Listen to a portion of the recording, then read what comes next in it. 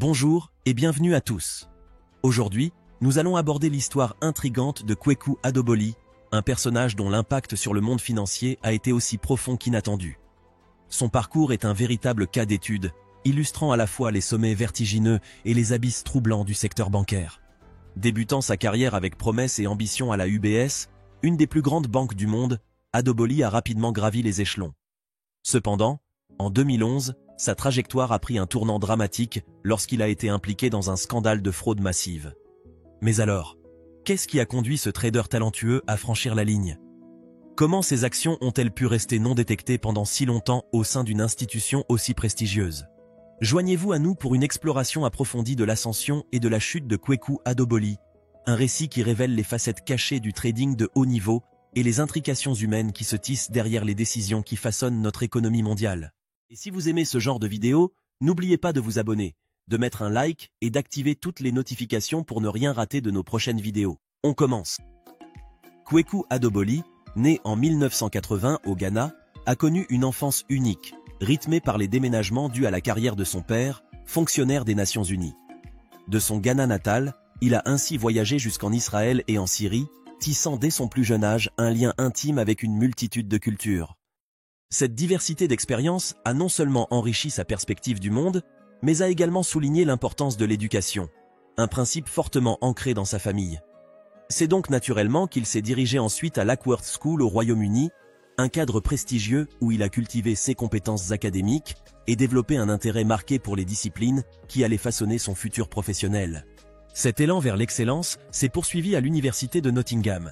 Là, Adoboli a d'abord commencé ses études en génie chimique en 2000, avant de faire une transition significative vers le commerce électronique et les études de business numérique. Cette évolution dans son parcours académique l'a plongé dans un monde fascinant à la croisée de la technologie et du commerce, lui offrant un nouvel horizon de possibilités. Mais son implication dans la vie universitaire s'est également étendue au-delà de ses études, car il a été élu officier de communication de l'Union des étudiants. Ce rôle a mis en évidence ses qualités de leader et ses compétences en communication, venant ainsi compléter sa formation académique. Parallèlement, ses études et son implication universitaire ont éveillé sa curiosité pour les marchés financiers, un domaine riche en défis intellectuels et en opportunités. Toutefois, cette passion naissante pour la finance a été rapidement confrontée à la réalité du monde professionnel lors d'un stage d'été au département opérationnel de l'UBS, une grande banque d'investissement et de services financiers de renom mondial, basée à Londres. Cette première immersion concrète dans le secteur financier, bien loin d'être une simple expérience professionnelle, a constitué un point clé dans la carrière d'Adoboli. En effet, le stage chez UBS lui a offert une vision plus claire de ce qu'il souhaitait accomplir dans l'avenir, renforçant son aspiration à jouer un rôle significatif dans ce domaine. Capitalisant sur cette expérience initiale enrichissante, Adoboli n'a alors pas tardé à franchir un nouveau palier professionnel. À la suite de son stage réussi, il a ainsi rejoint les rangs d'UBS en tant qu'employé à temps plein. Depuis, son ascension professionnelle a pris une vitesse impressionnante. Il a d'abord endossé le rôle d'analyste de trading dans le back-office, passant 2 ans à affiner ses compétences et à se familiariser en profondeur avec les subtilités du trading. Naturellement, sa capacité à comprendre et à manœuvrer dans le milieu complexe de la finance n'est pas passée inaperçue. Grâce à son talent et à sa détermination, il n'a pas tardé à progresser et à se voir confier des responsabilités plus importantes, menant à sa promotion au sein du desk Delta One, une unité spécialisée dans les produits financiers sophistiqués tels que les swaps, les produits dérivés et les fonds négociés en bourse, également appelés ETF. Cependant, il ne s'est évidemment pas arrêté en si bon chemin. En 2008, Adoboli a en effet réalisé un bond significatif dans sa carrière en devenant directeur sur le desk des ETF. Ce rôle a mis en évidence non seulement ses compétences techniques, mais aussi son aptitude à gérer des opérations de trading stratégique et de haut niveau. Et ce n'est pas tout, 2 ans plus tard, en 2010, il a franchi une nouvelle étape en devenant directeur, avec un salaire annuel atteignant presque 200 000 livres sterling. Cette promotion n'était pas seulement une reconnaissance de son expertise et de sa contribution à la banque, mais aussi un reflet de son ambition personnelle et de son engagement à exceller dans le monde compétitif de la finance. Toutefois, derrière cette ascension fulgurante, se profilaient des pratiques de trading qui allaient bientôt projeter Adoboli sous les feux des projecteurs pour des raisons moins reluisantes. À partir de 2008, Adoboli a en effet commencé à s'écarter des politiques et des procédures standards de la banque, s'engageant dans des transactions non autorisées. Ces opérations, menées sans le consentement ou la connaissance de la banque, était de nature spéculative, souvent basée sur des paris audacieux sur la direction des marchés.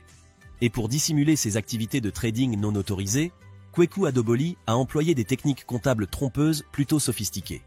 Il a notamment utilisé un compte non officiel, surnommé le compte parapluie, pour masquer les pertes importantes résultant de ses paris spéculatifs. Ce compte fictif lui permettait de différer la reconnaissance des pertes en les cachant temporairement. Mais ces manipulations ne se sont pas limitées à la création de ce compte. Adoboli a également altéré les enregistrements de transactions et les rapports internes de la banque. Ainsi, en ne déclarant pas les pertes et en les reportant sur le compte parapluie, il a façonné une image trompeuse de la performance financière de ses activités de trading. Ces manœuvres n'étaient pas des stratégies de gestion des risques légitimes, mais plutôt des tentatives calculées pour déjouer les contrôles internes et déformer la réalité financière. Cette stratégie, bien qu'initialement efficace pour poursuivre ses activités de trading à haut risque, ne pouvait pas être maintenue indéfiniment. D'ailleurs, la nature volatile et risquée de ces transactions a finalement conduit à l'accumulation de pertes tellement significatives qu'elles ne pouvaient plus être dissimulées. C'est cette accumulation incontrôlable qui a mené à l'inévitable révélation du scandale en septembre 2011, obligeant UBS à reconnaître publiquement une perte énorme de 2 milliards de dollars directement liée aux actions d'Adoboli. Cette somme représentait même les plus grandes pertes commerciales non autorisées de l'histoire britannique. Ce qui a sans surprise gravement impacté la banque, entraînant une chute drastique de sa valeur boursière et minant la confiance des investisseurs. Toutefois, les répercussions de ce scandale ne se sont pas limitées à UBS. Loin de là. Les marchés financiers dans leur ensemble ont été ébranlés, avec des conséquences importantes sur la perception du risque et la confiance dans le système bancaire. Des questions ont même été soulevées sur l'efficacité des mécanismes de contrôle et de surveillance en place, non seulement chez UBS, mais aussi dans d'autres institutions financières. Face à cette crise, l'attention s'est rapidement tournée vers les implications juridiques pour Kweku Adoboli. Avec la révélation du scandale financier et des pertes massives, le sort d'Adoboli a pris un tournant décisif. Arrêté le 15 septembre 2011, il s'est retrouvé au centre d'une affaire judiciaire de grande envergure. Les charges retenues contre lui étaient sérieuses. Il faisait face à des charges de fraude par abus de position et de fausse comptabilité. Ces accusations, énoncées dans les salles du tribunal, reflétaient la complexité et la gravité des transactions non autorisées et des dissimulations auxquelles Adoboli s'était livré. Alors que le procès se déroulait, avec ses audiences et témoignages successifs, un tableau plus complet et détaillé des actions d'Adoboli au sein de la banque se dévoilait progressivement, mettant en lumière non seulement ses manœuvres, mais aussi les failles dans les systèmes de contrôle d'UBS qui avaient permis ces dérives. Dans ce contexte, la gravité de la situation était encore accentuée par la détention provisoire d'Adoboli, qui s'est étendue jusqu'au 8 juin 2012. Même sa libération sous caution, assortie de conditions strictes telles que la surveillance électronique et un couvre-feu, ne faisait que marquer une brève pause dans l'ouragan judiciaire qui se déchaînait autour de lui. Ainsi, lorsque le verdict a été prononcé le 20 novembre 2012, le procès a atteint son point culminant. La raison ? Eh bien, ce jour-là, le jury a reconnu Adoboli coupable de fraude. Il a d'ailleurs même été condamné à une peine de 7 ans de prison, une sentence qui a souligné l'ampleur des conséquences de ses agissements au sein d'UBS. Néanmoins, la condamnation d'Adoboli n'a pas marqué la fin de son parcours. Sa libération anticipée en 2015, après avoir purgé la moitié de sa peine, a ouvert la voie à un nouveau chapitre de sa vie. Et pour cause, au lieu de se retirer dans l'ombre, il a plutôt choisi de devenir un acteur actif dans le secteur financier, et cette fois-ci, sous un jour complètement différent. En effet, Adoboli s'est transformé en un ardent défenseur de la réforme bancaire. Il s'est engagé activement dans la promotion d'une meilleure gouvernance et d'un respect accru des normes dans le secteur financier. Embrassant le rôle de lanceur d'alerte, il s'est consacré à éduquer et sensibiliser un large éventail de publics, allant des étudiants universitaires aux cadres et dirigeants d'entreprises, sur l'importance de la transparence et de l'éthique dans le monde de la finance. Poursuivant sur cette voie, Adoboli a partagé ses expériences personnelles et les enseignements tirés de ses erreurs passées, éclairant ainsi sur les dangers des pratiques bancaires non réglementées.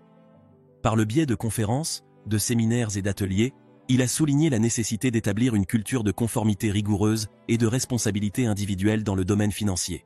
En faisant cela, son but était clair: contribuer à prévenir des crises financières futures semblables à celles qu'il avait causées, en appelant à des réformes structurelles et en renforçant la prise de conscience des risques associés. Cependant, cette phase de sa vie en tant que défenseur des réformes financières a été interrompue par un développement inattendu. En octobre 2018, Adoboli a été confronté à l'expulsion du Royaume-Uni. le pays où il avait passé la majorité de sa vie adulte. Cette décision, fondée sur les lois britanniques régissant les étrangers condamnés à de longues peines, l'a donc contraint à retourner au Ghana. Malgré les contestations et les appels à sa cause, il a ainsi été renvoyé dans un pays avec lequel il n'avait plus de lien significatif depuis son enfance. Ce retour forcé a marqué un tournant difficile et un changement radical dans sa vie personnelle et professionnelle. En conclusion, la saga de Kweku Adoboli dépeint un tableau nuancé de la finance moderne, où les ambitions individuelles peuvent avoir des conséquences mondiales. Son histoire, évoluant d'une ascension spectaculaire chez UBS à une chute dramatique et à une expulsion finale du Royaume-Uni, sert de rappel poignant que les actions d'une personne peuvent influencer tout un secteur. Au-delà des chiffres et des procédures judiciaires, elle révèle la complexité des interactions humaines au sein des structures financières globales et la portée inattendue des décisions prises dans les hautes sphères de la finance.